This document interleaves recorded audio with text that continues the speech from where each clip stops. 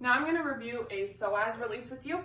So the psoas is one of the key muscles that gets affected from the chronic sitting and flexing over, or if you're soccer player, martial arts, runner, like whatever your dominant side is, that psoas is going to be contracting a lot and people get spasms.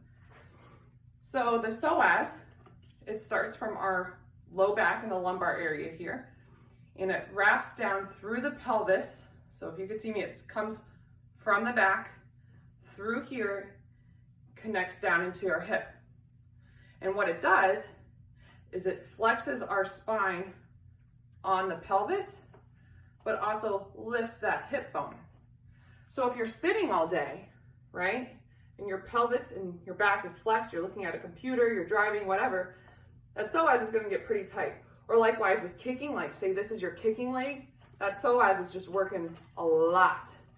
So I'm going to show you a psoas release.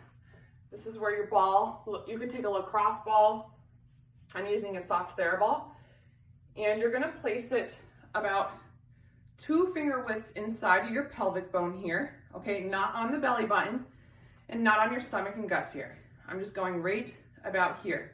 And the way you can feel for it, if you're sitting, or you can do what I'm doing right now, I'm just gonna lift my leg up. And when I lift the leg up, I feel it contracting right in here. So again, I'm gonna put my ball right there. And I'm gonna gently lie down on it. So if you could see me, it's right in there. Let me move back a little bit for you guys. All right, so there it is. It's right on my psoas. I'm just gonna breathe and relax down into that. And once you're relaxed then, I'm gonna start using my head as a driver. So before we used our hands, now we're gonna use our head. And I'm just gonna drive my head down,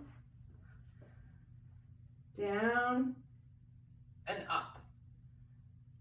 Down, and up.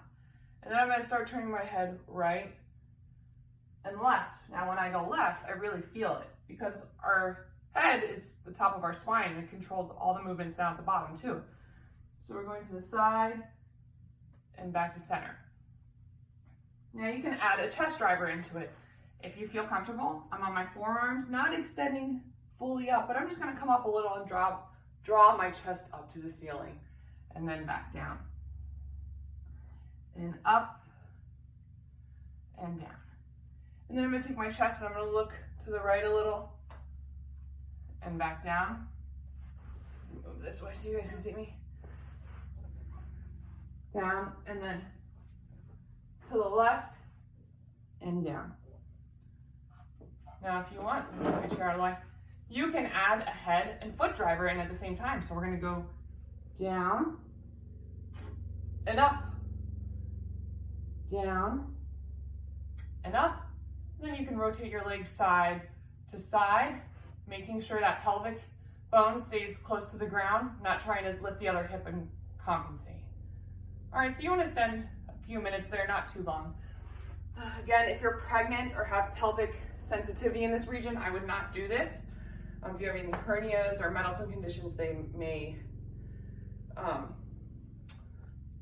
not go well with that. Okay.